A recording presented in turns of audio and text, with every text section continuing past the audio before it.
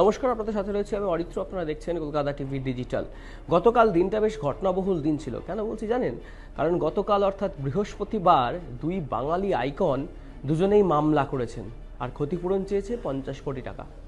কাদের কথা বলছি জানতে হলে চোখ রাখতে হবে এই গোটা ভিডিওটাতে। হ্যাঁ বলছি, ভারতের প্রাক্তন অধিনায়ক সৌরভ গঙ্গোপাধ্যায় এবং আরেকজন বাঙালি গায়ক কুমার শানুর কথা।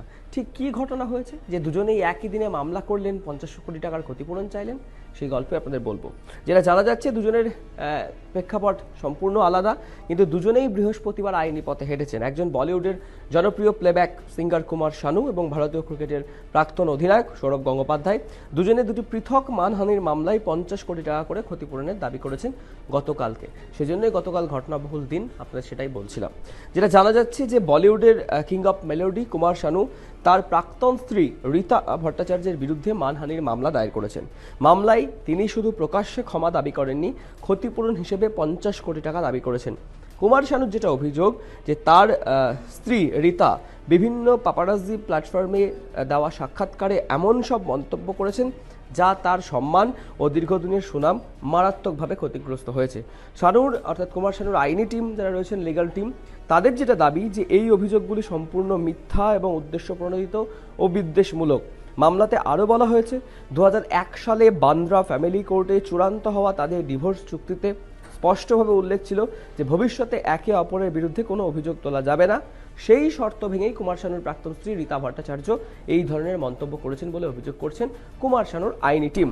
ইতিমধ্যে কুমার শানুর তরফে যেটা জানা যাচ্ছে যে 42 বছরের সঙ্গীত জীবনে তিনি যে সুনাম অর্জন করেছেন, এই ধরনের মন্তব্য তার উপর গুরুতর প্রভাব ফেলেছে। সোশ্যাল মিডিয়ায় কটূক্তি, বিদ্রূপ এবং পেশাগত সুযোগ কমে যাওয়ার কথাও এই মামলাতে উল্লেখ করা হয়েছে এবং আগামী 24শে ডিসেম্বর মামলার শুনানি হওয়ার কথা।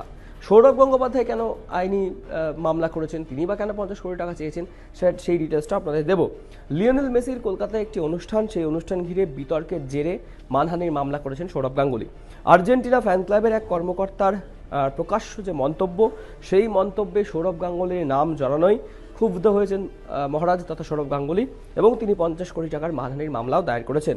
সৌরভ গঙ্গোপাধ্যায়ের অভিযোগ, কোনো তথ্য প্রমাণ ছাড়াই তাকে ওই অনুষ্ঠানের মধ্যস্থতাকারী হিসেবে দেখানো হচ্ছে, যা তার ভাবমূর্তিকে ক্ষতিগ্রস্ত করেছে। এবং সৌরভ গঙ্গোপাধ্যায় স্পষ্ট জানিয়েছেন, যেখানে তিনি অভিযোগ করেছেন সেখানেই, যে তিনি অনুষ্ঠানে শুধু অতিথি হিসেবে উপস্থিত ছিলেন, আয়োজনে তার কোনো ভূমিকা ছিল না। এবং এই মামলায় সৌরভ গঙ্গোপাধ্যায়ের আইনজীবীরা যেটা উল্লেখ করেছেন যে মিথ্যা, বিদ্বেষপূর্ণ ও মানহানিকর বলে উল্লেখ করা হয়েছে।